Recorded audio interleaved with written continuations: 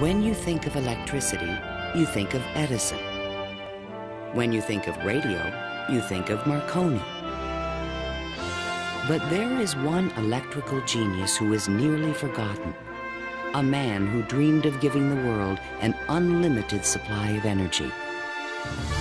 His name was Nikola Tesla, and he was the master of lightning. This program was made possible by contributions to your PBS station from viewers like you. Thank you.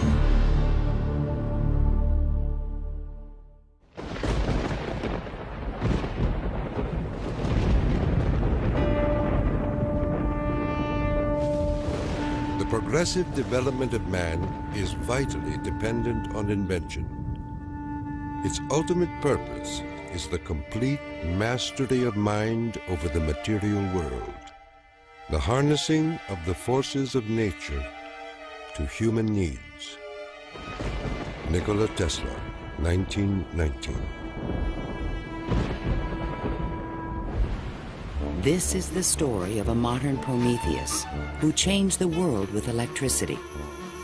It was Nikola Tesla who captured the power of Niagara Falls with his alternating current system and made it possible to transmit electricity to all of America and the world.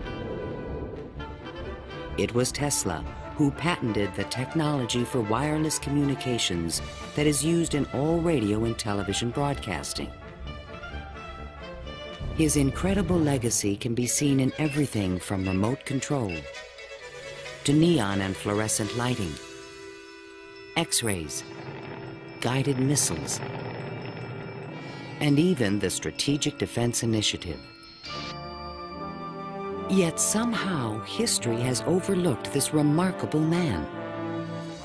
Tesla was indeed a genius of the first magnitude. He was a technological visionary. He could envision great things and make them work. He was a foreigner, an immigrant who arrived in America with only his dreams. A proud and sometimes arrogant man, he worked and locked horns with some of the most powerful people of his day. Thomas Edison, who resented his ideas. Guglielmo Marconi, who capitalized on his inventions. George Westinghouse, who created the Westinghouse Electric Company with Tesla's patents. And the great financier, J. Pierpont Morgan, who supported and then abandoned him. At the height of his career, Tesla was one of the most famous men in the world. His inventions helped America grow into a powerful industrial nation. His ideas created billion-dollar corporations. But Tesla was not a practical man. Always driven toward the next great breakthrough, he failed to protect his commercial interests. In the end, others made fortunes with his inventions, and he wound up penniless and rejected. Money does not mean to me what it does to other men. All my money has been invested in inventions to make man's life a little easier. He was a visionary genius. There aren't many of them. And he was willing to give his life to his visions. We have to evolve means for obtaining energy from stores which are forever inexhaustible. What I intend to show you now, step by step, is how I finally reached my dream.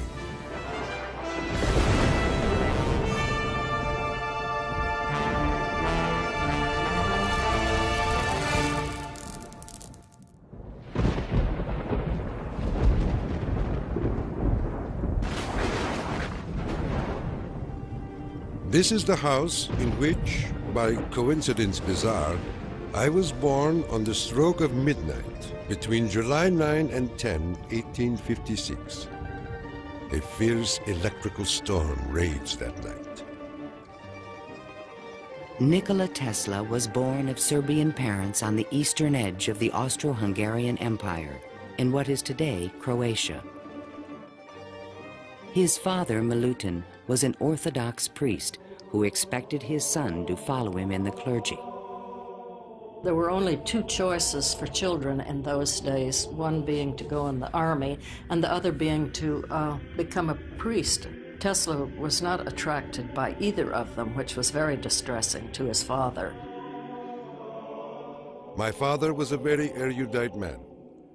The training he gave me comprised of guessing one another's thoughts and repeating long passages of verse. My mother descended from one of the oldest Serbian families in the country. She invented and constructed all kinds of tools and devices and wove the finest designs from thread. Her fingers were nimble enough to tie 3 knots in an eyelash. Early on, Tesla began to demonstrate an extraordinary imagination. In my boyhood, I suffered from a peculiar affliction due to the appearance of images, often accompanied by strong flashes of light. I was quite unable to distinguish whether what I saw was tangible or not. To give an example, I was fascinated by a description of Niagara, and I pictured in my imagination a big wheel run by the falls. I told my uncle that one day I would go to America and carry out this scheme. Then, at the age of 17, while preparing for the seminary, Tesla contracted cholera, and the brush with death changed his life forever. In one of the spells, which was thought to be my last, my father rushed into the room. "Perhaps," I said, "I may get well if you will let me study engineering."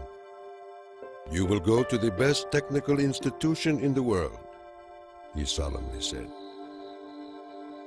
I came to life like another Lazarus, to the utter amazement of everyone.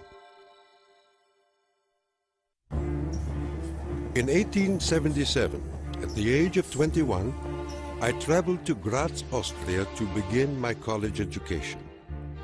Here, I quickly became obsessed with the science of electricity. I wanted to know more of this wonderful force. Every spark produced 1,000 echoes in my brain. In 1831, in England, Michael Faraday had discovered the principle of electromagnetic induction, which made it possible to generate electricity. Faraday discovered that if you have an electric circuit in a changing magnetic field, it would induce an electric current to run in the wire. So this was the invention of the method of creating oscillating or AC electric currents. And it was that invention that Tesla later harnessed into the electrical system that drives our civilization. Early electric motors operated on direct current electricity, but required a system of sparking connections to induce a rotary effect in the machine. I remarked to my professor that the design of generators and motors could be greatly improved by using currents that alternated. He embarrassed me greatly in front of my classmates, saying, "Mr. Tesla will never accomplish this. It is a perpetual motion scheme." Meanwhile, in America, Thomas Alva Edison had begun to experiment with vacuum tubes, producing the first commercial incandescent light bulb in 1878. Edison and Tesla would soon cross paths in a gargantuan technological struggle between direct and alternating current electricity. In 1880, Tesla moved to Budapest, where he found employment with the Central Telegraph Office. Here, his idea for an AC motor began to haunt him. In my room, I could hear the ticking of a watch with 3 rooms between me and the timepiece. A carriage passing at a distance of a few miles fairly shook my whole body. The whistle of a distant locomotive vibrated so strongly in my ears that the pain was unbearable. To recover from these attacks, I took long walks in the city park. One afternoon, which is ever present in my recollection, the sun was just setting and reminded me of Goethe's glorious passage. The glow retreats. Done is the day of toil. Upon its track to follow soaring. As I uttered these inspiring words, the idea came to me like a lightning flash. I fell to my knees and drew a diagram in the ground. Tesla perceived a whirling field of energy. He suddenly knew he could recreate this rotating field by powering the coils of a motor in different steps or phases, like the pistons of an engine. The resulting forces of magnetic attraction and repulsion would literally twist the rotor in a circle, the electrical equivalent of the wheel. And all this was accomplished with alternating currents. It would soon turn the wheels of industry around the world. The strength of Tesla's mind was almost certainly in this sense of visualization, be able to see things move in front of him. You see, it was not a perpetual motion scheme.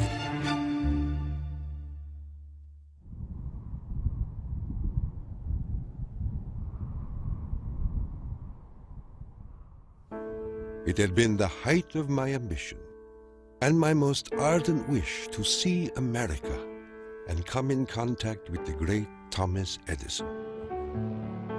Accordingly, I undertook the voyage, and after losing my money and tickets and passing through a series of mishaps, including a mutiny in which I almost lost my life, I landed on these blessed shores with 4 cents in my pocket. Tesla arrived in New York on June 6, 1884. A 28-year-old immigrant, he was filled with dreams of success in this strange new land. In his pocket, he carried a letter of recommendation from Charles Batchelor, one of Edison's associates in Europe. My dear Edison, I know 2 great men, and you are one of them. The other is this young man. Tesla came to America because he had tried to get his alternating current motor produced in Germany, and I believe in France as well, without any success. And he realized that there was probably only one person in the world who could help him with it, and that was Thomas Edison. New York had had electricity since the late 1870s. Edison installed his first DC power station on Pearl Street, near the financial district, in 1882. He did this with help from the great Wall Street financier, J. Pierpont Morgan. But the system was far from perfect. Electricity was a very new thing. Most people didn't understand what it was all about. They were very afraid of it. There were fires breaking out. The horses on the streets would get shocks through their shoes and run away. So it was a very exciting time for Edison. I was thrilled to the marrow meeting Edison. This great man had revolutionized the world with his incandescent lamp.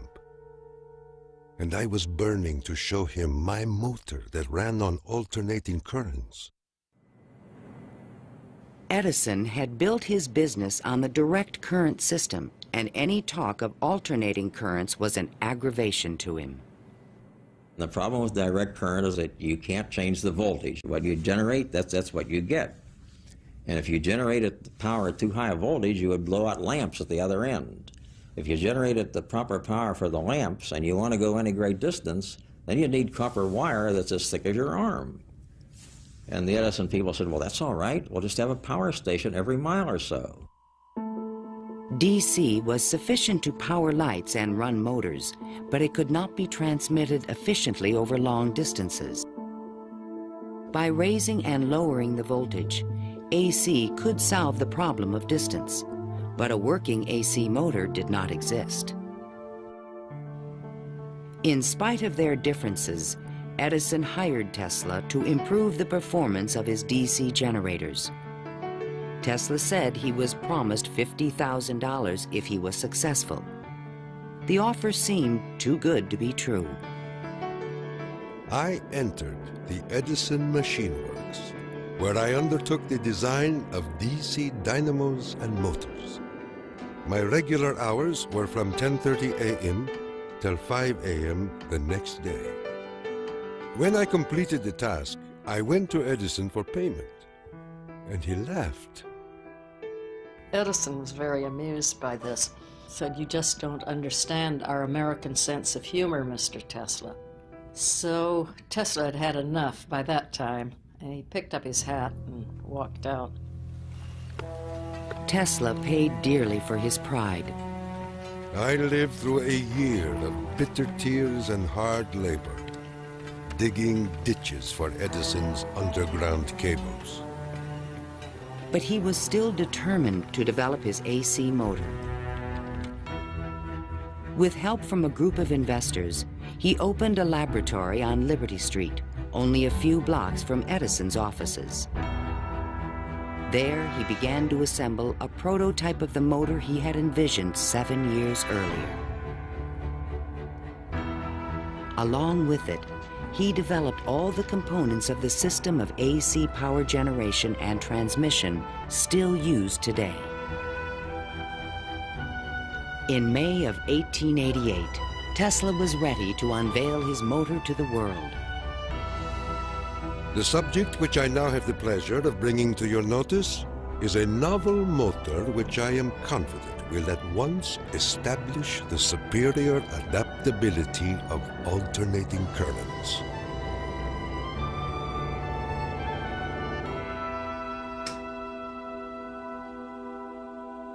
Over the next 5 years, 22 U.S. patents were awarded to Nikola Tesla for AC motors, generators, transformers, and transmission lines, the most valuable patents since the invention of the telephone. One of the few men who understood the great potential of Tesla's inventions was the Pittsburgh industrialist George Westinghouse. He visited Tesla's laboratory, and on the spot, he offered to purchase all the patents dealing with the alternating current system for $1 million. Westinghouse also proposed a royalty of $2.50 for each horsepower generated by a Tesla invention. The young Serb was on his way to fortune and fame, while other inventors looked on with fascination and with envy. In all my troubles, I did not neglect to become a real American citizen, making me a proud and happy man.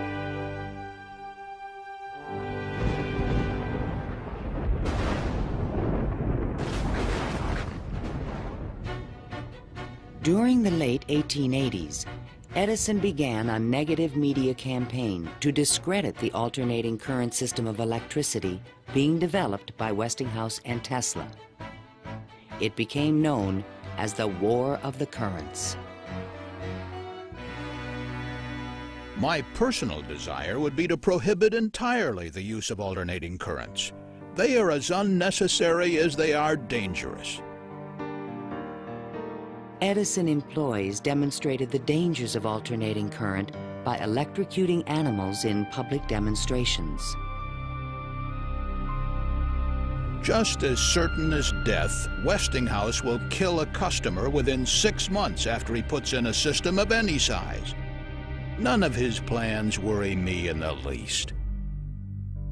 An Edison associate suggested using alternating current as a means of executing criminals. A test took place at New York's Auburn State Prison in 1890. Several gruesome attempts were required to kill the victim. disgusted witnesses claimed his spinal cord burst into flame. The infliction of the death penalty is not only barbarous and inhuman, but unnecessary as a factor in the scheme of modern civilization. The War of the Currents came to a dramatic head in 1893. The Columbian Exposition in Chicago was to be the first World's Fair lighted by electricity. The Edison Company, the Thomson-Houston Company, they all got together and formed General Electric Company, 1892. And one of the first things they did, of course, was put in a bid for the job at the fair. Their bid was roughly $1 million. The Westinghouse bid was about $500,000, and naturally, Westinghouse got the job. In retaliation, GE refused to sell Westinghouse any of their Edison light bulbs. And they got some judge to say that Westinghouse couldn't use any one-piece lamps of any description at the fair. Westinghouse frantically devised a two-piece stopper lamp by fair time and saved the day. Now Tesla had a chance to make history in Chicago. His large AC generators would supply all of the fair's electricity and prove that his system would work on a large scale. On May 1st, 1893, 100,000 eager spectators filed into the fairgrounds, awed by the gleaming neoclassical architecture. Night fell. President Grover Cleveland pressed a button, and the fairgrounds exploded with brilliant tube lighting and multicolored searchlights. The most incredible display of lighting the world had ever seen.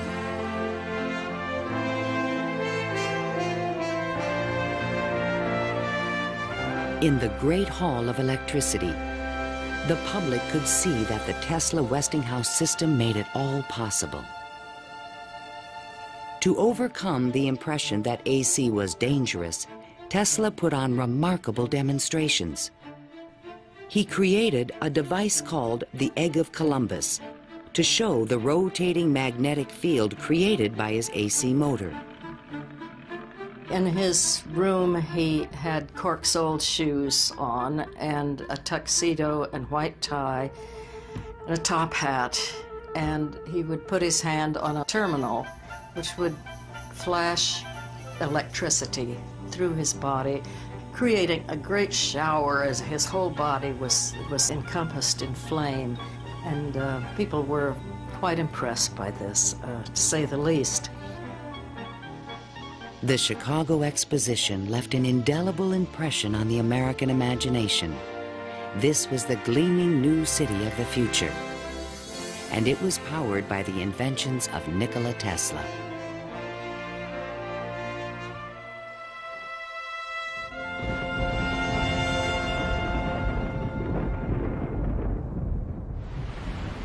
Since childhood, Tesla had dreamed of harnessing the power of the great natural wonder called Niagara Falls. The famous British physicist Lord Kelvin was now head of an international commission to find a way to use the fall's power. He had sent a cable to all the other members of his commission, and it said, "Trust you avoid the gigantic mistake of alternating current." But all this dramatically changed when Lord Kelvin attended the Chicago Exposition and saw the AC system in operation. A contract was immediately awarded to Westinghouse Electric to power the mighty cataract with AC. The technical challenge was daunting. The Niagara plan called for 3 5,000 horsepower alternators, the largest generators ever made. Tesla and Westinghouse engineers had heated disagreements about the operating frequency. Even when the system was finally installed, Tesla was the only person who was certain it would operate. The technical details have been completely worked out. All that now remains is for the switch to be thrown. In 1896, The system went online, and the electrical age began. The waters of the upper Niagara turned enormous water turbines connected by shafts to the massive 5,000 horsepower generators. The current from the generators was stepped up with transformers to 22,000 volts and sent out over long-distance lines, then stepped back down to light municipalities and power motors of Tesla's design. The Niagara Falls Gazette proclaimed, "This morning, the streetcars of this city are moving by Falls power. Hereafter, the Falls must work to earn their living."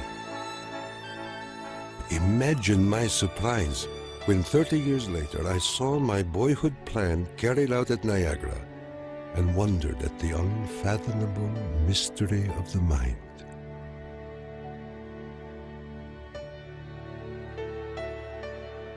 Within a few years, the number of generators at Niagara was increased to 10. By the turn of the century, the power lines stretched 360 miles to New York City.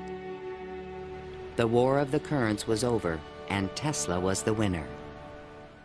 By the time Tesla effectively arrives on the scene with his motor, Edison is out of the business. He's basically written out of his own company. This was something Edison would not soon forget. In spite of the success of AC, Westinghouse had overextended his company's resources, leading to severe financial difficulties. In order to save the company, Tesla said that he tore up his royalty contract for $2.50 per horsepower generated. Today, this agreement would be worth trillions. Had the inventor been tricked again? This is something that we've never found any record of in the Westinghouse annals. We do have something which is a memorandum of agreement about that, but it was never signed. But Tesla was ready to move on. I had already perceived enough to get the idea that energy could be transmitted and received without connecting wires in between. He was convinced his next invention would make him a millionaire once more.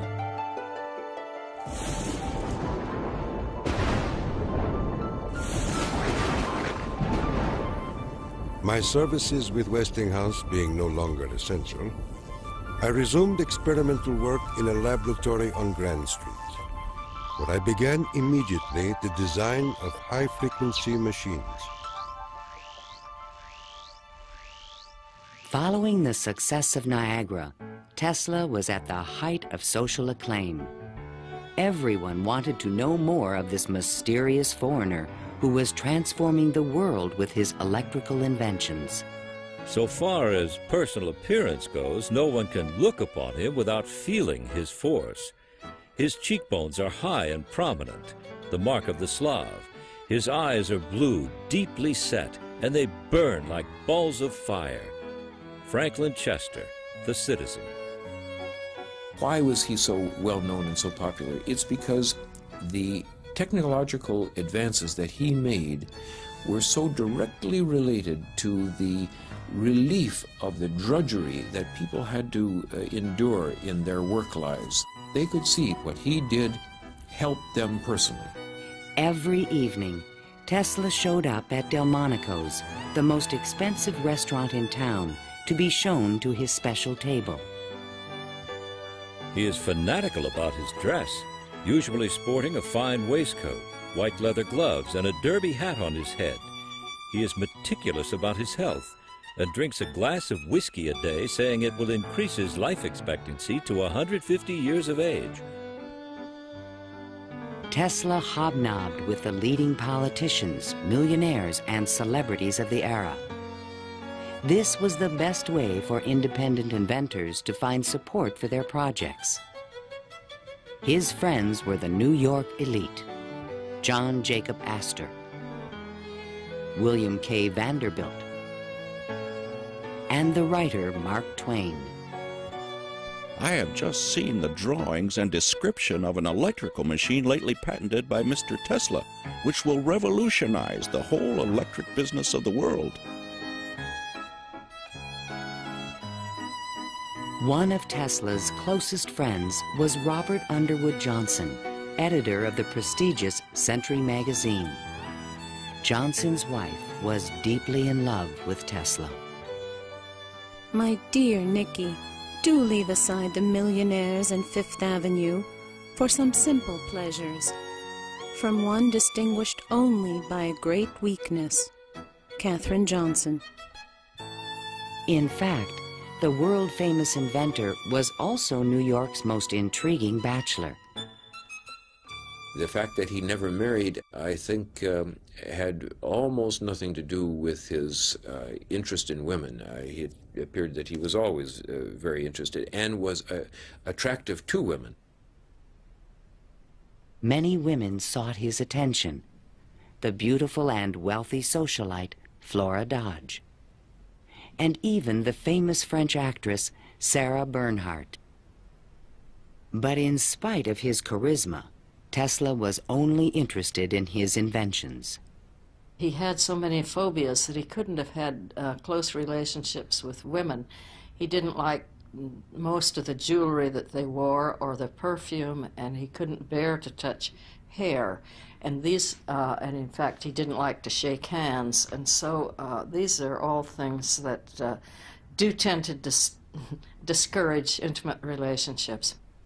The inventor even claimed that he destroyed his sexuality at the age of 40.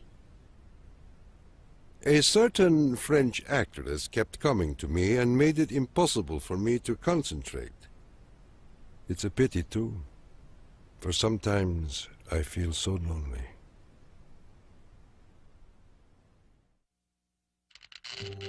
Throughout the 1890s, alongside his work on AC power technology, Tesla was also experimenting with high-frequency electricity.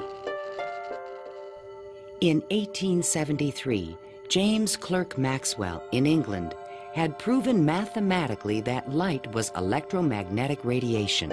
Light was electricity, vibrating at an extremely high frequency. To explore this unknown world, Tesla invented a unique device, still known today as a Tesla coil. The Tesla coil is an instrument that can step up voltages to high voltages at high frequencies. That essentially transmits a radio signal. Tesla invited friends and potential investors to late-night demonstrations in his laboratory. In experiments, he would permit his guests to pass thousands of volts of electricity through their bodies to light a lamp or melt a wire in their hands.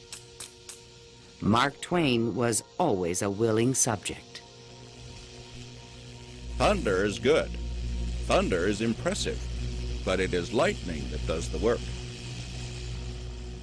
Even today, it would be a little bit scary to go into Tesla's laboratory, and in those days when people didn't know anything about electricity, it must have been terrifying. With high frequencies, Tesla developed some of the first neon and fluorescent illumination. He also took the first X-ray photographs. But these discoveries quickly paled one day in 1890 when a vacuum tube illuminated in his hand without any wire connection. To me, it was the first evidence that I was transmitting energy through the air. This was the beginning of Tesla's lifelong obsession, the wireless transmission of energy.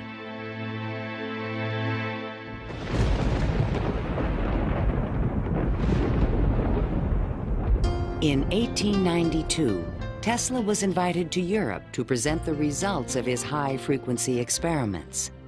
In London and Paris, he amazed scientists and engineers with lighting and electrical effects that looked more like magic than science. He also announced a remarkable new possibility.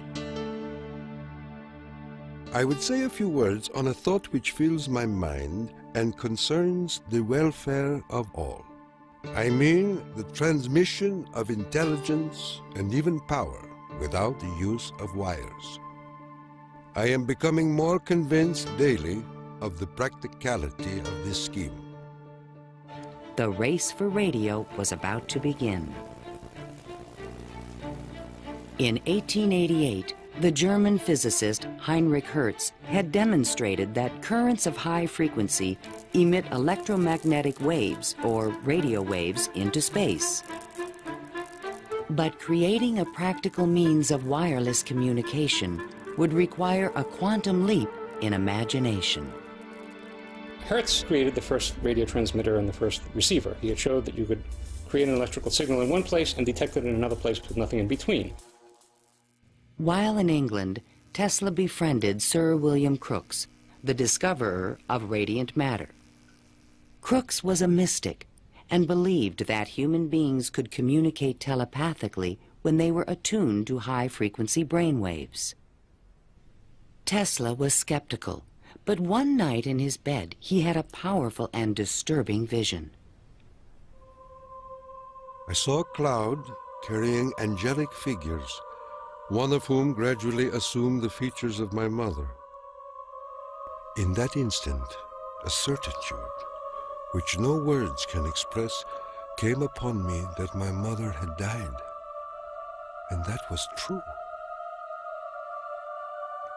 Tesla was convinced that he and his mother were tuned to the same frequency. His otherworldly experience would soon lead him to another revolutionary invention. On his return to New York in 1893, Tesla banished himself from social life and disappeared into his new laboratory on South Fifth Avenue. Following his uncanny intuition, he soon discovered that Tesla coils would transmit and receive powerful radio signals when they were tuned to resonate at the same frequency. Tuning is the key to all radio and television transmission. In my laboratory, I could take in my hands a coil tuned to my body and collect 3/4 horsepower anywhere in the room without any tangible connection. Sometimes I would produce flames shooting out from my head and run a motor in my hands, or light 6 or 8 lamps. By early 1895, Tesla was ready to transmit a signal 50 miles to West Point, New York. He could now produce 1 million volts with his new conical coil. But that year, on the Ides of March, disaster struck. Fire broke out in the building which housed Tesla's laboratory. Everything was lost. Utterly disheartened and broken in spirit, Nikola Tesla, one of the world's greatest electricians, returned to his room in the Gerlach yesterday morning and took to his bed. He has not arisen since. I was devastated. What could I say? The work of a lifetime lost in a fire that lasted only an hour or so. The timing could not have been worse. In England, a young Italian experimenter named Guglielmo Marconi had been hard at work and created a device for wireless telegraphy. Concerned that Marconi would exploit his ideas, Tesla opened a new laboratory and rushed to complete his own system for wireless communication. This patent, filed by Tesla in September 1897, is the fundamental technology for radio. But it would be 50 years before Tesla got credit for his invention. Various people in various different countries had the idea of exploiting this as a means of communication. But I think Tesla was the one with the real vision, in which you would broadcast signals on a definite carrier frequency, and then you would have a series of antennas that were sensitive to one frequency only, tuned to a certain frequency, and would detect just one of these signals and make it an intelligible transmission.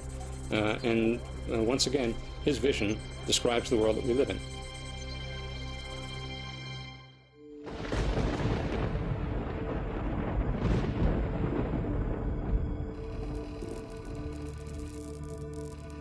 I was so blue and discouraged in those days that I do not believe I could have borne up but for the regular treatments of electricity which I applied to myself. It puts into a tired body what it needs most, life force. Following the destruction of his laboratory, Tesla developed a deeper interest in Eastern thought and spiritualism.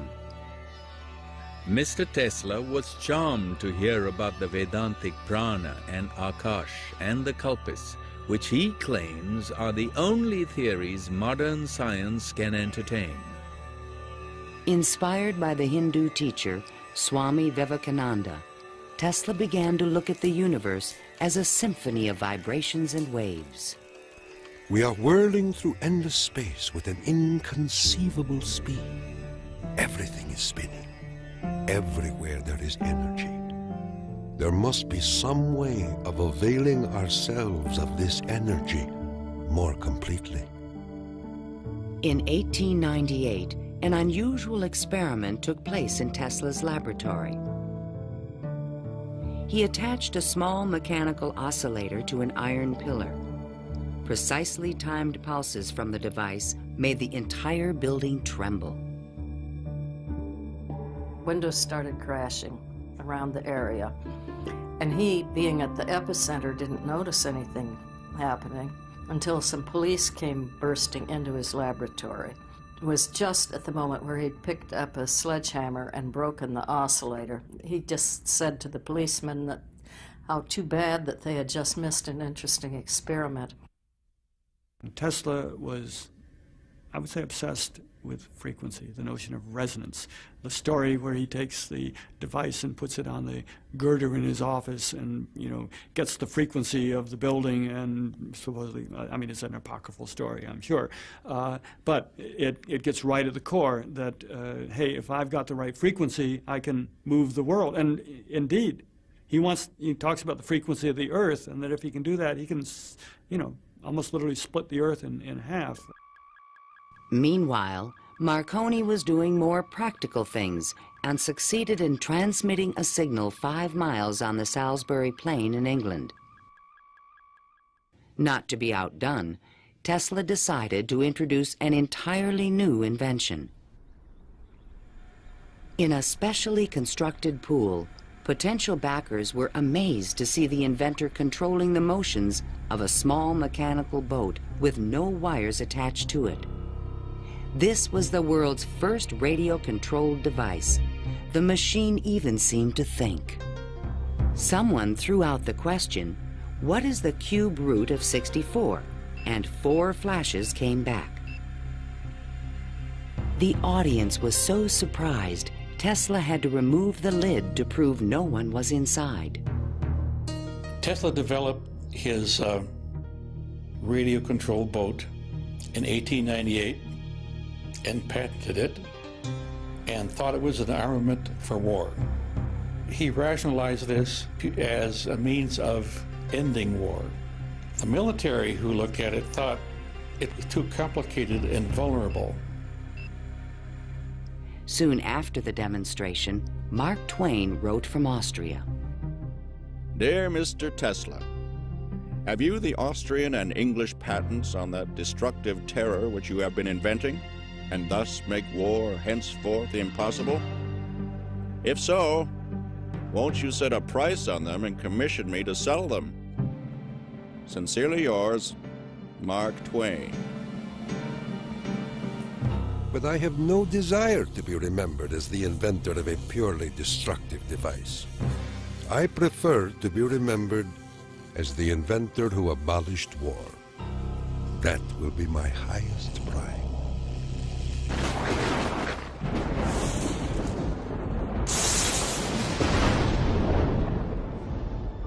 In the summer of 1899, Tesla moved to Colorado Springs, Colorado, to conduct a series of secret experiments. He told curious local reporters that he intended to send a wireless message from Pikes Peak to Paris for the Paris Exposition of 1900. But his plans were even more ambitious. I came to the conclusion that it would be ultimately possible, with very little elevation, to transmit electrical power through the upper atmosphere. Just outside the city, he constructed an experimental station with sliding roof panels. A quote in Italian from Dante's Inferno hung by the entrance of the strange wooden structure. It read, "Abandon hope, all ye who enter here." During the construction phase, Tesla studied lightning. Now, I can understand Tesla's fascination with it, because what happens in lightning is that electricity is being transmitted from one place to another. Electric power, not just electric signals, but real electric power is being transmitted from one place to another. And the way it happens is that the air itself breaks down, it ionizes, it becomes what we call a plasma, and therefore, for a moment, it's a conductor, and it's actually conducting electricity just the way an electric wire conducts electricity. Inside the station, he began to assemble the largest Tesla coil ever built, which he called the magnifying transmitter. An antenna rose 145 feet above the building, crowned with a copper foil sphere. The entire station was, in effect, a machine to create lightning. Late one evening, Tesla put his transmitter to the test. He signaled to an assistant to close the switch. Huge streamers of electricity shot out of the coil and darted through the room. The sound of the exploding discharges was deafening.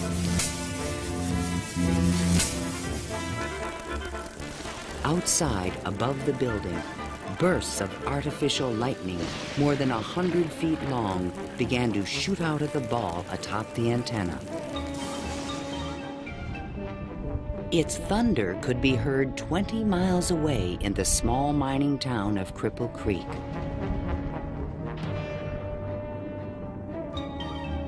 Suddenly, the lightning stopped, and the entire city of Colorado Springs was plunged into darkness.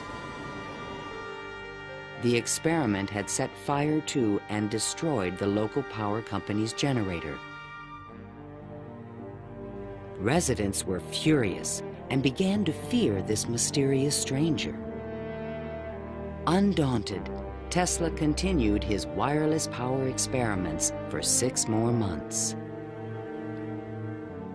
Late one night, an unusual event took place. Tesla noticed a repeating signal being received by his apparatus. To his own amazement, he believed it was an extraterrestrial communication. In a letter to the American Red Cross, he wrote, "Brothers, we have a message from another world. It reads, 1, 2, 3. The press had a field day. If the mystical 1, 2, 3 was impulsed from Mars, as Tesla says, they certainly showed most excellent taste in choosing Colorado Springs. It is a rule in inventional science. When you're going to tell one, tell a good one. And men have become great in this way.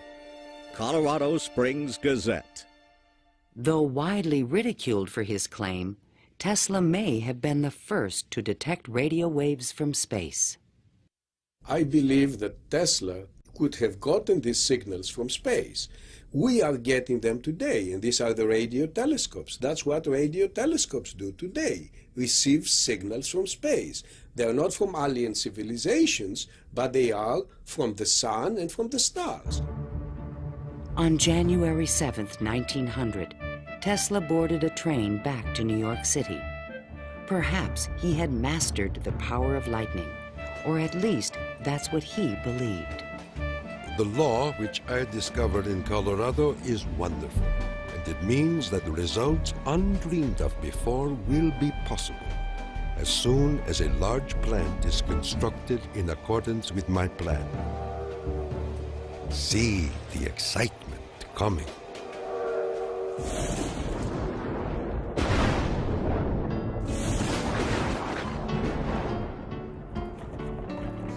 When Tesla arrived home, it was a brand new century. Electricity was fueling the tremendous growth of the city. And now, there was talk in the air about the new art of wireless communication. Marconi arrived in New York in 1900 to attract investors for his new company, Marconi America.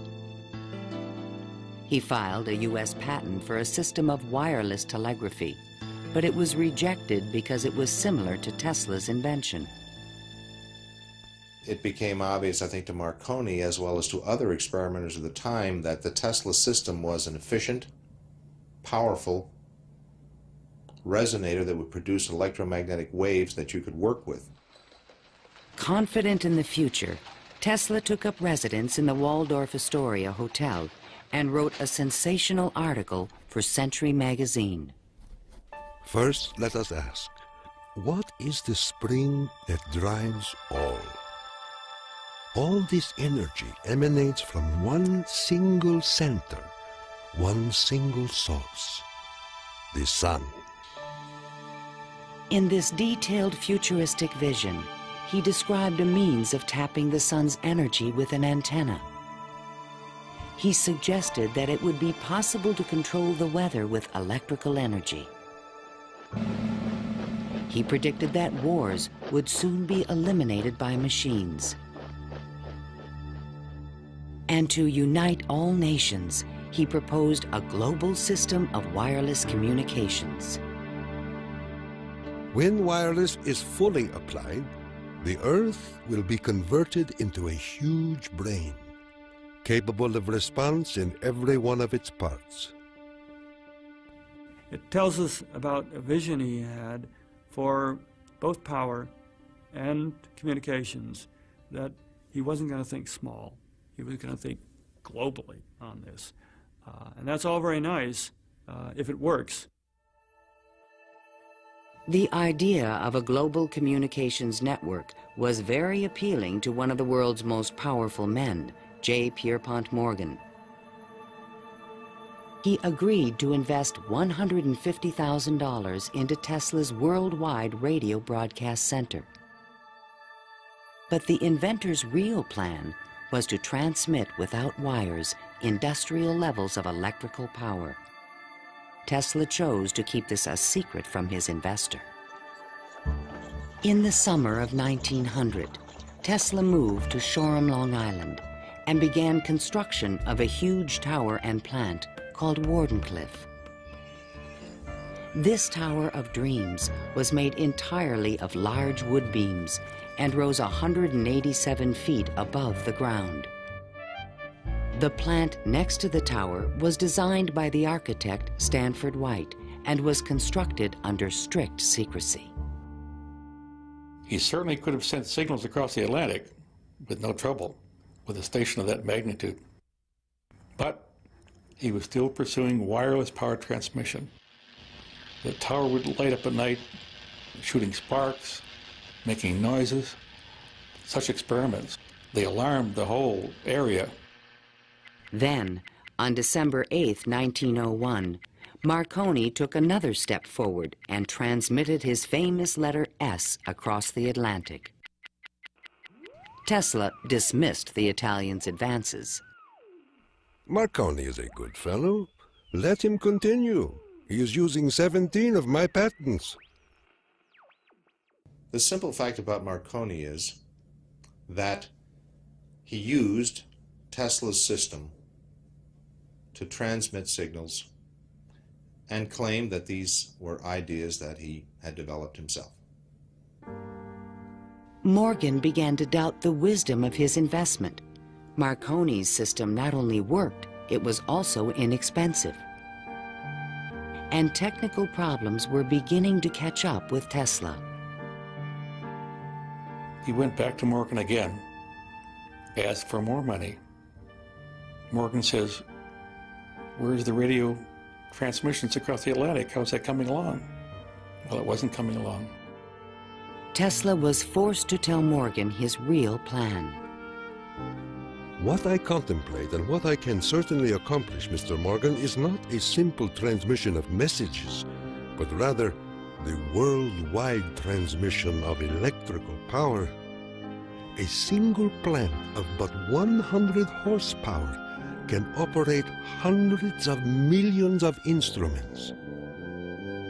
But Morgan was a practical businessman and had already decided to back Marconi. I have received your letter, and in reply would say that I should not feel disposed at present to make any further advances. J. Pierpont Morgan. Word spread rapidly that the investor had pulled out of Wardenclyffe, and Tesla was financially ruined. Late one night in 1903, the residents of Shoreham were astonished to see bright light emanating from the tower and an effect in the air like the aurora borealis. But in fact, Tesla could not transmit wireless power. And his major defect was he was dreaming, but he was doing very few calculations on paper. Because on paper, he could have realized that you can transmit power, but not very much power. You can transmit power to hear the radio or for television or for a telephone. But once you want to start turning lights in which you really need high currents, the power gets diluted because space is very large. To his dying day, Tesla believed it could be done. It is not a dream. It is a simple feat of scientific electrical engineering, only expensive. Blind, faint-hearted, doubting world.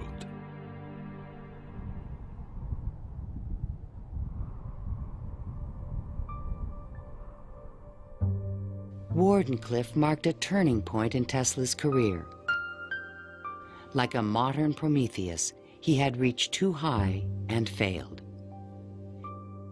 In 1904, the U.S. Patent Office suddenly reversed its previous decisions and gave Marconi a patent for radio. 1 year later, Tesla's fundamental AC patents expired. Now the inventions that powered the world could be used by anyone free of charge. The public didn't realize that he had made this invention that had made billionaires out of corporations, and that he himself was broke. With no money to carry on his work, Tesla began to sink into an isolated world. He was totally disinterested in business. I think it not necessarily bored him, but he didn't make the relationship between the importance of business and the importance of his invention and discovery. Occasionally, he was seen in public parks feeding the pigeons. These are my sincere friends. Tesla's melancholy turned to anger in 1909 when Marconi was awarded a Nobel Prize. Mr. Marconi is a donkey. The question of Tesla and radio is certainly a very interesting one.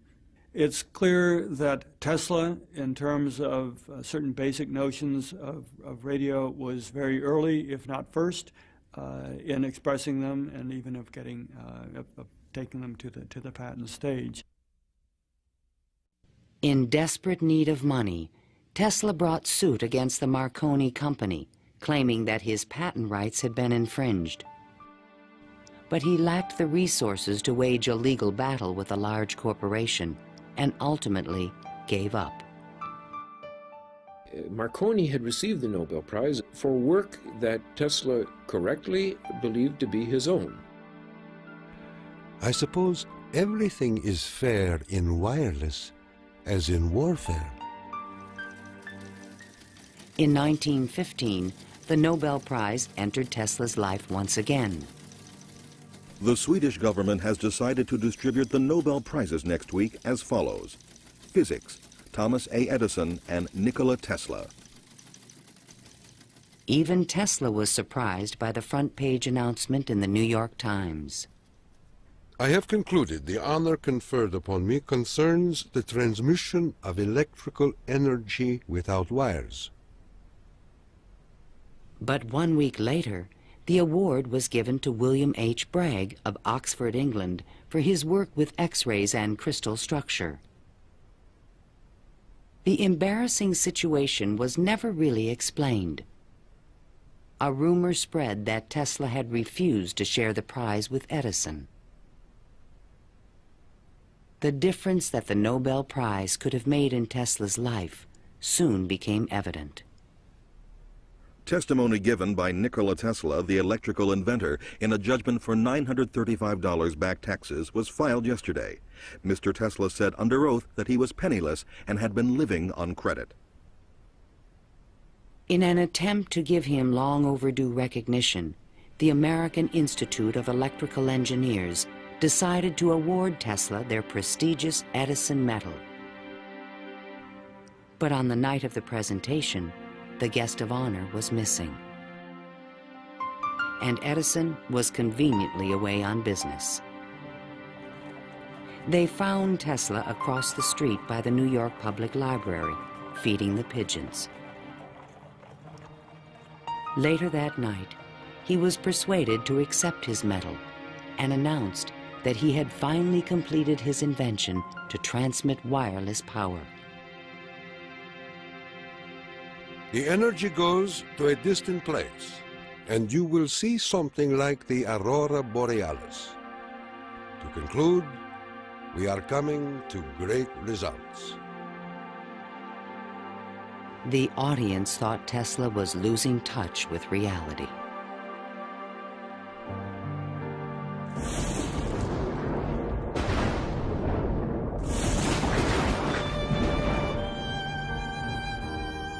I refuse to accord to some small-minded and jealous individuals the satisfaction of having thwarted my efforts. These men are nothing more to me than microbes of a nasty disease. Well, by that time, you know, Tesla had ceased to have any financial means. He was virtually dependent on being helped by hotels and people that he knew. He began to bring injured birds back to his hotel room to nurse them. He had more companionship with pigeons at that time of his life than with human beings. Working as a consulting engineer, Tesla managed to maintain a small office and laboratory in the Metropolitan Tower. To change his thoughts, he frequently attended movies in Times Square. Here he could see his futuristic ideas appearing on the screen. But his ideas were only accepted in science fiction movies and magazines. In 1924, there was a news report that while at Colorado Springs, Tesla had invented a death ray machine that shot bolts of lightning. The inventor was strangely quiet on the topic. Meanwhile, a new scientific star, Albert Einstein, had captured the world's attention with his theory of relativity. Tesla continuously attacked the validity of Einstein's work. Scientists today wander through equation after equation that have no relation to reality. If we were to release the energy of atoms, instead of a blessing, it might bring disaster to mankind. But no one took him seriously. I think that every generation of scientists feels that the new ideas that come along that replace their own ideas represent a loss rather than a gain. Tesla believed that Einstein was taking us intellectually in the wrong direction. Rejected by traditional science, Tesla's interests again turned to the esoteric. his intellect seemed to embrace a lot of different areas quite easily. What he lacked were the social skills. And that's an enormous shame because it interfered with his ability to use that genius, to be practical. Though nearly a recluse, he would occasionally attend dinner parties at the home of the German poet and mystic George Sylvester Viereck. And he always intrigued the guests. While we were in the midst of talking, an apparition seemed to come into the room. He walked so softly, and he struck us as almost an unearthly creature. And he talked of all sorts of, seemed to me at that time, unreal things, more in the nature of the psychic rather than the scientific. Tesla wrote a strange poem called Fragments of Olympian Gossip and dedicated it to Viereck. While listening on my cosmic phone, I caught words from Olympus blown. The latest tells of a cosmic gun. To be pelted is very poor fun. The meaning of the poem would soon be explained.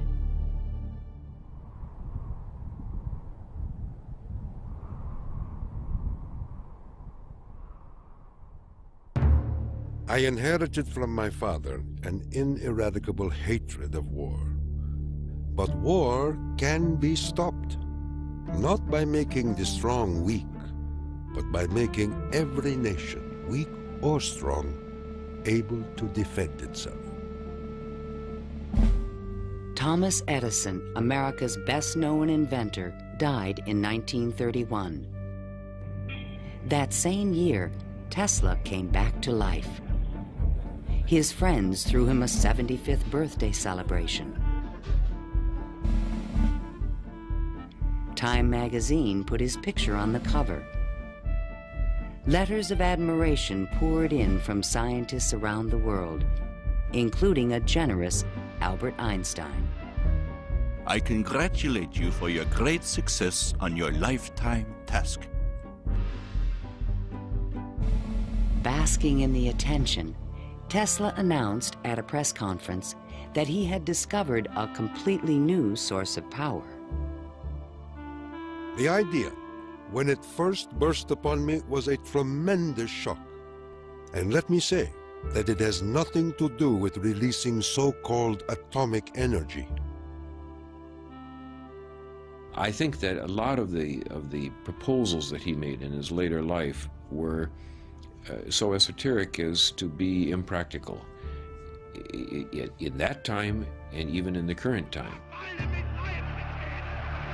When the Nazis rose to power in Germany, Tesla decided that the time was right to reveal his new source of power, a man-made form of lightning called teleforce that could shoot an airplane from the sky.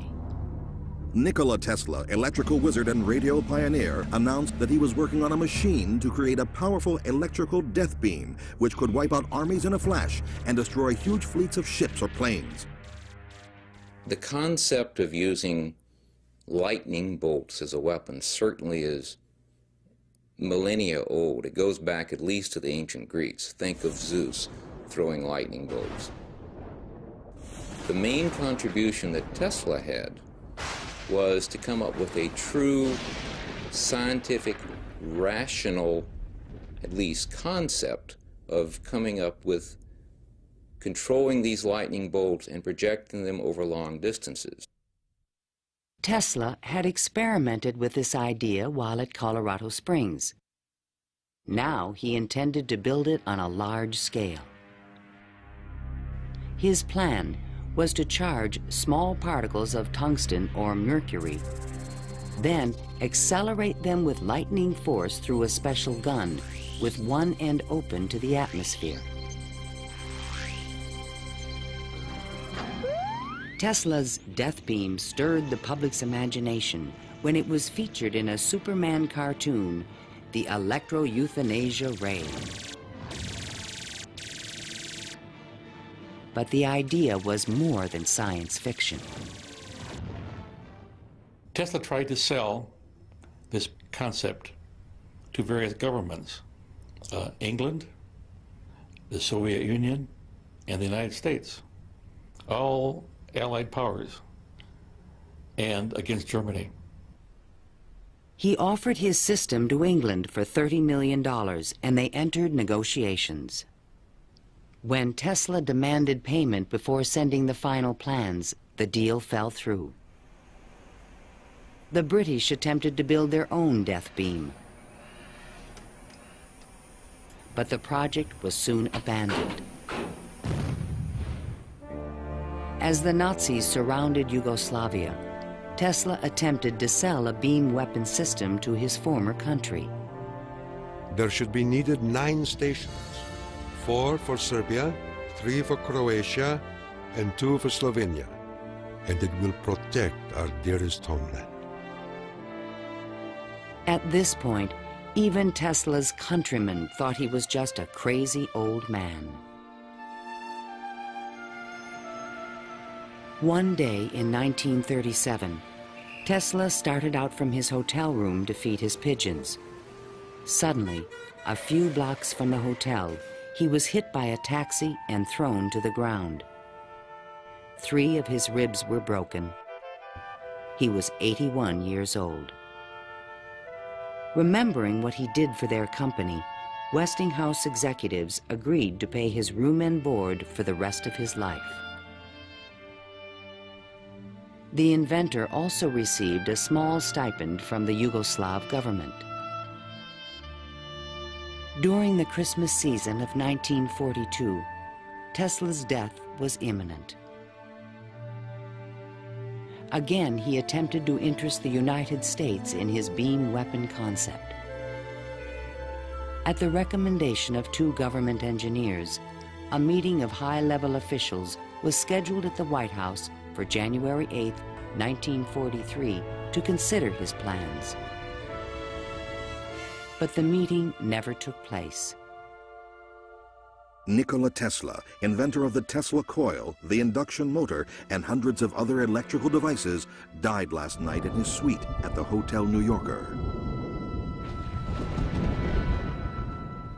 On last Thursday night, here in our city of New York, a man who was 87 years of age died in his humble hotel room.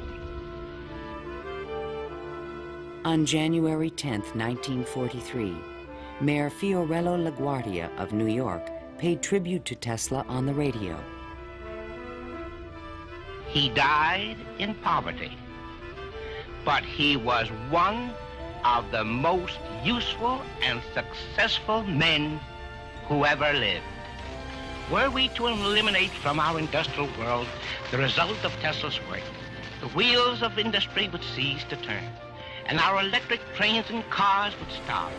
Our towns would be dark, our mills and factories dead and idle. But Tesla is not dead. The important part of Tesla lives in his achievement, which is great, an integral part of our civilization, of our daily lives, of our current war effort. Ironically, only 5 months after Tesla's death, the United States Supreme Court declared elements of the Marconi patent invalid. The decision confirmed Nikola Tesla's patent priority for the fundamental technology of radio.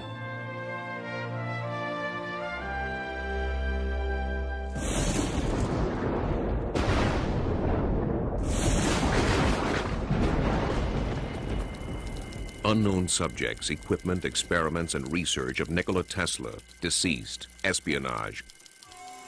Following Tesla's death, fears rapidly increased that he might have invented a powerful new weapon.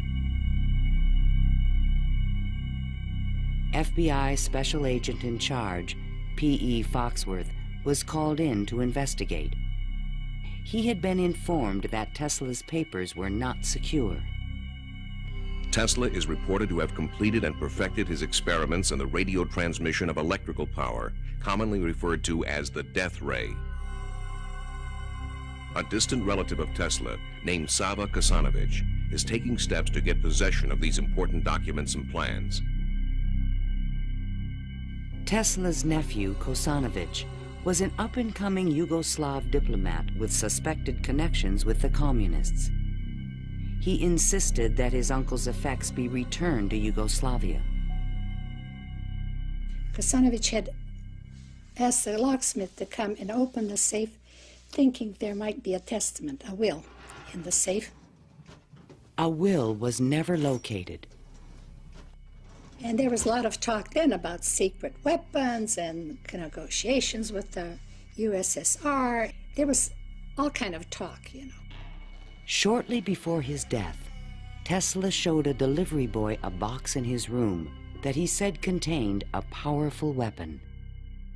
A number of people called me and asked me, did I see in the hotel room a certain kind of a box, you know? They were looking for some secret contraption that Tesla had invented. I never saw anything like that. The U.S. Office of Alien Property immediately seized all of Tesla's possessions until their ownership could be established. There's every evidence that they did look through all his papers, because the papers were not in order and certain things were missing. All his technical papers on beam weapons were secretly microfilmed by U.S. military agents. On August 6, 1945, the first atomic bomb was exploded on Hiroshima, Japan. Soon after, the bomb would be in the Soviets' hands. During this period, copies of Tesla's papers on the beam weapon were shipped to Wright Field in Dayton, Ohio. There, a top-secret research program began called Project Nick to find a defense against nuclear missile attack. Copies of some of his papers were sent to Wright-Patterson in 1945. Not to my facility, not even the predecessor of my facility, but to another part of the base for analysis. And then they vanished. Nobody seems to know what happened to them. In 1952, Sava Kasanovich obtained permission from U.S. authorities to return Tesla's estate, still stored in New York, to the inventor's homeland.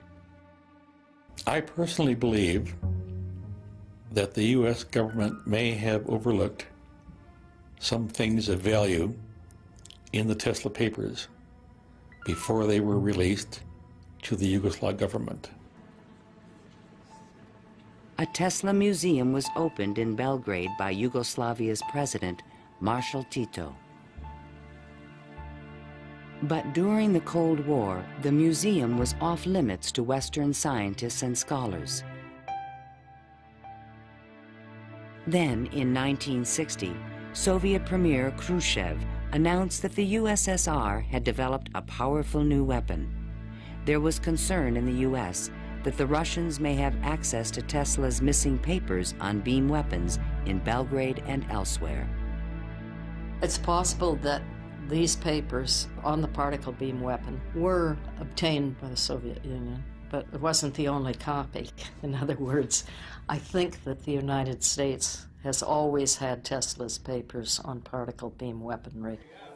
An American beam weapon program began at Lawrence Livermore Laboratories, but engineers could not produce an effective directed energy weapon. I've always been a sort of a fan of Nikola Tesla, an admirer, and definitely he had the concept of a charged particle beam weapon back in the 1930s. I haven't a clue, to be quite honest, how he meant to actually do it. In 1978, evidence suggested that the Soviets were attempting to build a huge beam weapon near Semipalatinsk in the Ukraine. Soon after, President Ronald Reagan announced the Strategic Defense Initiative in March 1983. I call upon the scientific community in our country, those who gave us nuclear weapons, to turn their great talents now to the cause of mankind and world peace, to give us the means of rendering these nuclear weapons impotent and obsolete. Tesla's concept for a beam weapon defense shield was finally taken seriously by the United States to combat the destructive threat of atomic weapons. In spite of circumstantial evidence, there is no direct proof that Tesla's ideas or plans were used in the Strategic Defense Initiative. And even today, after decades of investment and research, scientists still disagree on whether beam weapons are realistic. Basically, let me just make a short statement. That's all I'm really at liberty to say, is that a considerable amount of effort has taken place in the United States and in a number of other countries trying to get these things up to a real weaponizable status. Let me stop at that point. No U.S. government archive has any record of Tesla's technical papers, which were copied immediately after his death. And what has become of Tesla's great dream to transmit electrical power without wires? This is the Navy and Air Force High Frequency Active Auroral Research Program, or HAARP, in Gakona, Alaska. The large antenna array is designed to beam high-energy microwaves into the ionosphere. Tesla was a genius because way before anybody knew or even understood the physics of the Earth and what we call today the ionosphere, which is a layer of ionized particles about 80 kilometers above the Earth, he conceived it and he tried to use it to produce a variety of new concepts. The HAARP project evolved from a patent filed in 1987 in which Tesla's work is referenced. It proposed using the ionosphere like an enormous electrical circuit to transmit power around the planet. It even described a means of changing the weather by superheating portions of the upper atmosphere with microwave energy. Tesla proposed that it might be possible to modify the weather by using radio waves. I believe that this is impossible. Ionospheric modification is still in its early experimental stages, but microwave technology has already made it possible to transmit wireless power with the use of satellites. We go to Alaska, and in Alaska there is natural gas. In order to send it somewhere, you have to create a pipeline. That's very expensive. So we said, all right, let's go into Alaska, create microwaves from the natural gas, send them to a satellite at a particular geosynchronous orbit, put a reflector there, and send it to Japan. And in Japan now, you get the antenna, which transforms these microwaves into 60 hertz, and you get electricity. So you make essentially Tesla's dream. The scientific man does not aim at an immediate result. He does not expect that his advanced ideas will be readily taken up. His work is like that of the planter for the future. His duty is to lay the foundation for those who are to come and point the way. He was special. I mean, he was unique. He was unusual in all sorts of ways. And if we are to understand our own creativity, our own ability to invent, there's an awful lot to be learned by studying the way in which he created. The day when we shall know exactly what electricity is will chronicle an event probably greater, more important than any other recorded in the history of the human race. Then it will be a mere question of time when men will succeed in attaching their machinery to the very real work of nature. See the excitement coming.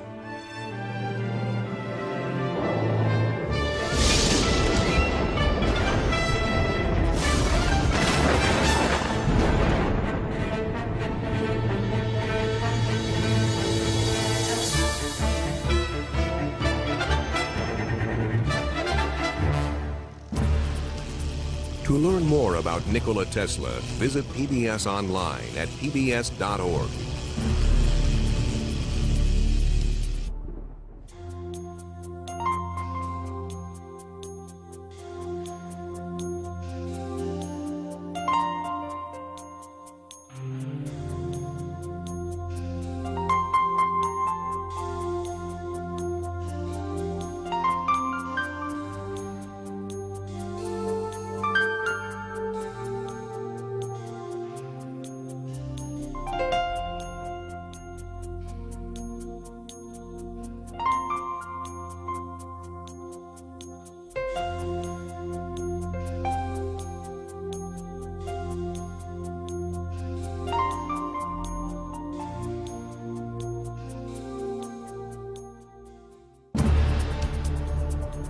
This program was made possible by contributions to your PBS station from viewers like you.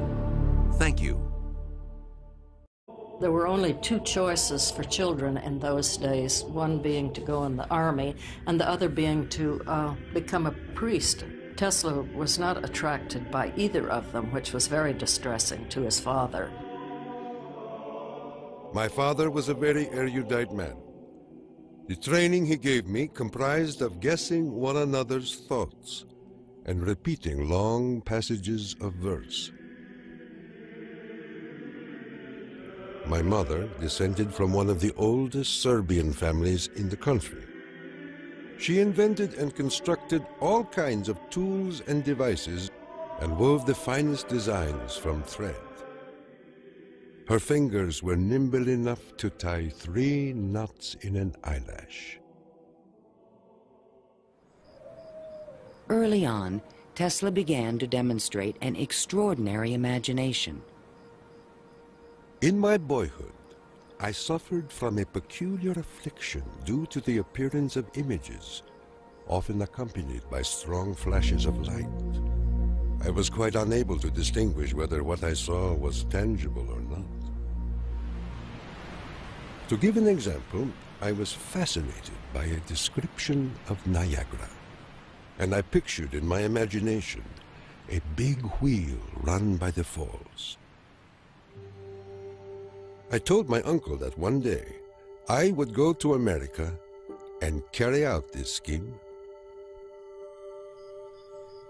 Then, at the age of 17, while preparing for the seminary, Tesla contracted cholera, and the brush with death changed his life forever.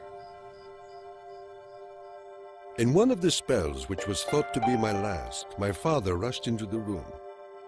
"Perhaps," I said, "I may get well if you will let me study engineering." "You will go to the best technical institution in the world," he solemnly said. I came to life like another Lazarus, to the utter amazement of everyone. In 1877, at the age of 21, I traveled to Graz, Austria to begin my college education. Here, I quickly became obsessed with the science of electricity. I wanted treats. Done is the day of toil. Upon its track to follow soaring. As I uttered these inspiring words, the idea came to me like a lightning flash. I fell to my knees and drew a diagram in the ground. Tesla perceived a whirling field of energy. He suddenly knew he could recreate this rotating field by powering the coils of a motor in different steps or phases, like the pistons of an engine. The resulting forces of magnetic attraction and repulsion would literally twist the rotor in a circle, the electrical equivalent of the wheel. And all this was accomplished with alternating currents. It would soon turn the wheels of industry around the world. The strength of Tesla's mind was almost certainly in this sense of visualization, be able to see things move in front of him. You see, it was not a perpetual motion scheme.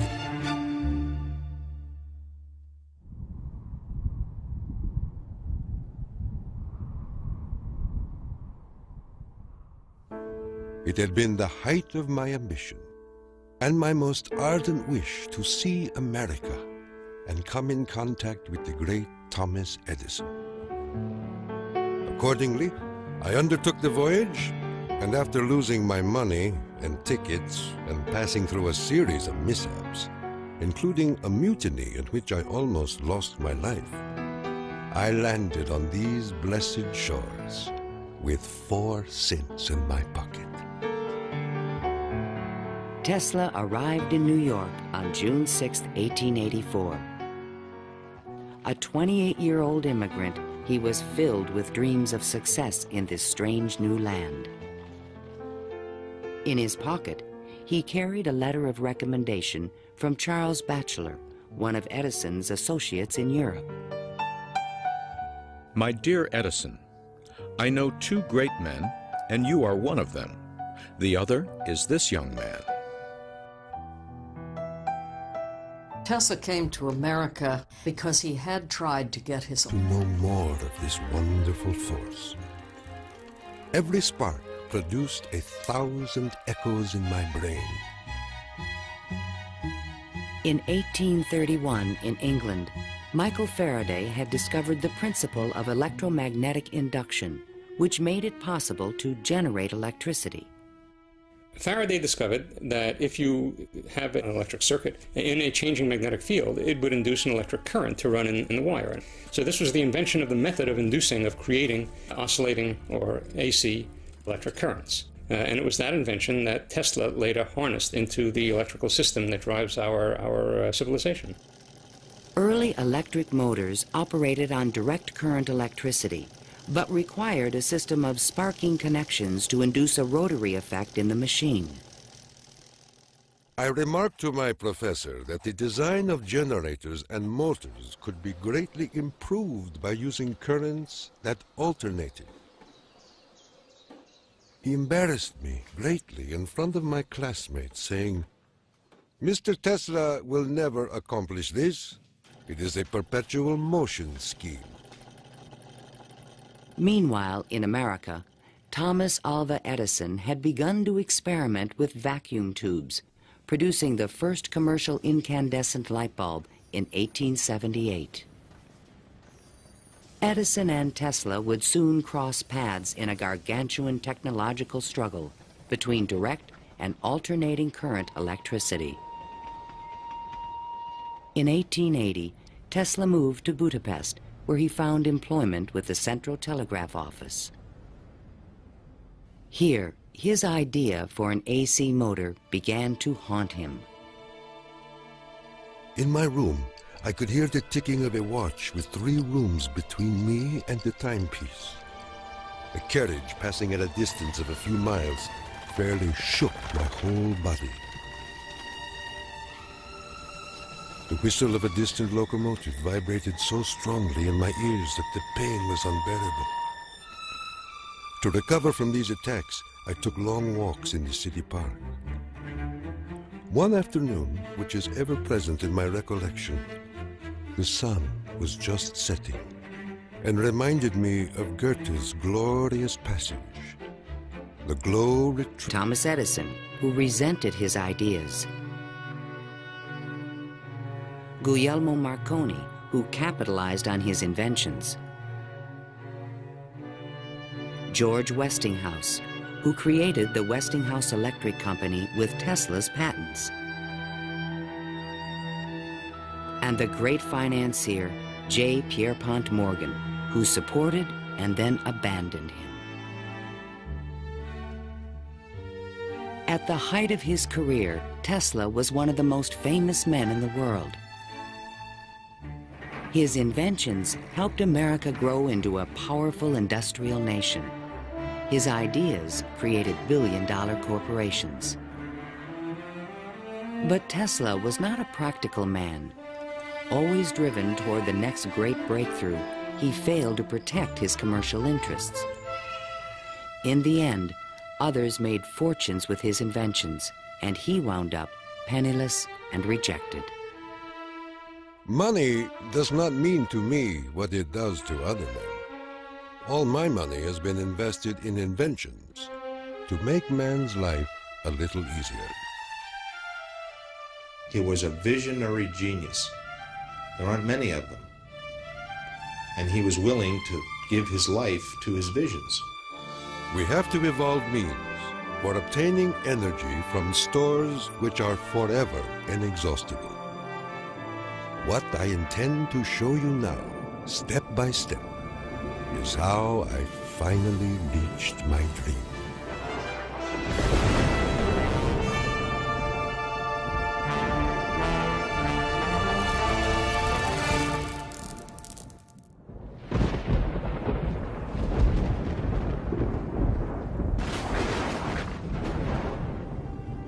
This is the house in which, by coincidence bizarre, I was born on the stroke of midnight between July 9 and 10, 1856. A fierce electrical storm raged that night. Nikola Tesla was born of Serbian parents on the eastern edge of the Austro-Hungarian Empire, in what is today Croatia. His father, Milutin, was an Orthodox priest who expected his son to follow him in the clergy. When you think of electricity, you think of Edison.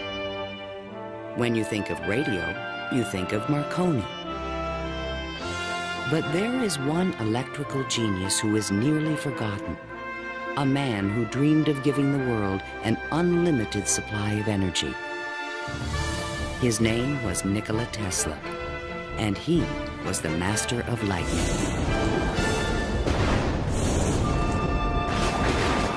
This program was made possible by contributions to your PBS station from viewers like you. Thank you.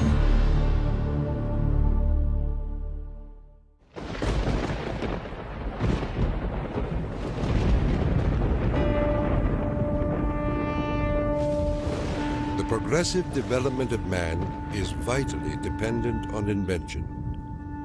Its ultimate purpose is the complete mastery of mind over the material world, the harnessing of the forces of nature to human needs. Nikola Tesla, 1919.